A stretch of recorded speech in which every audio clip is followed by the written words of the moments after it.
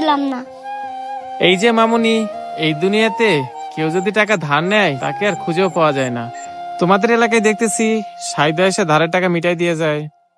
ও এই কথা আঙ্কেল, ওনারা সৎ কিনা জানি না, তবে ওনারা অনেক ভালো মানুষ।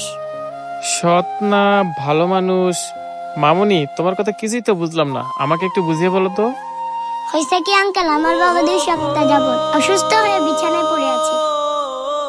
এর জন্য ওনারা আমাকে টাকাগুলো দিয়ে গেল। আসলে ওনারা আমার বাবাকে দেখতে এসেছিল।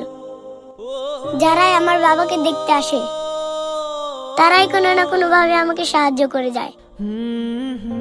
এখন আমি বা কি করবো আঙ্কেল?